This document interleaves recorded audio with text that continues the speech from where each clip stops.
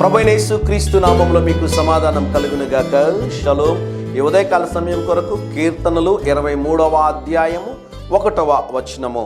యెహోవా నా కాపరి, నాకు లేమి కలుగదు. దేవుని నామానికి స్తోత్రం కలుగునుగాక.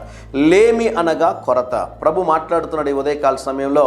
ఈ సంవత్సరం అంతా కూడా దేవుడు మీ జీవితంలో ఏ సందర్భంలో అయినా కూడా ఏ కొరత లేకుండా కొరతలన్నింటినీ సంధిస్తారు అని దేవుని సేవకుడిగా తెలియజేస్తున్నాను. ఈ ఉదయకాల సమయంలో కీర్తనల్లో నుంచి మొదటి అధ్యాయంలో ఒక మాట మీకు జ్ఞాపకం చేయాలని నేను ఆశపడుతున్నాను.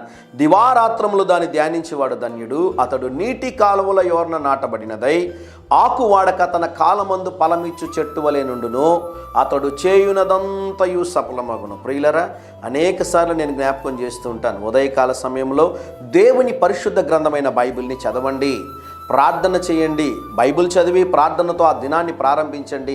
దేవుని యొక్క ఆశీర్వాదాలు, మేలులు మీరు పొందుకుంటారని దేవుని సేవకుడిగా తెలియజేస్తున్నాను. కొరతలన్నింటినీ తీర్చేటటువంటి దేవుడు, కలతలన్నింటినీ తొలగించేటటువంటి దేవుడు మన ప్రభువైన యేసుక్రీస్తు వారు. ఈ ఉదయకాల సమయంలో దేవుని సన్నిధిలో నుండి దేవుని సేవకుడిగా ఒక మాట చెప్తున్నాను. ఈ నెల, ఈ సంవత్సరం అంతా కూడా మీ వ్యక్తిగత జీవితంలో, కుటుంబ జీవితంలో ఉన్న ప్రతి అవసరతను దేవుడు సంధించి బలమైన కార్యాలు జరిగించునుగాక. ధైర్యంగా ఈ దినాన్ని ఎదుర్కోండి.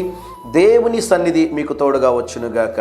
ప్రియ పరలోకపు తండ్రి, ఈ దినం మా ప్రియులు తలపెట్టుచున్నటువంటి ప్రతి కార్యములో జయమును అనుగ్రహించమని, కొరతలన్నింటినీ తీర్చి బలపరచమని యేసు నామములో ప్రార్థిస్తున్నాము తండ్రి. Amen, amen.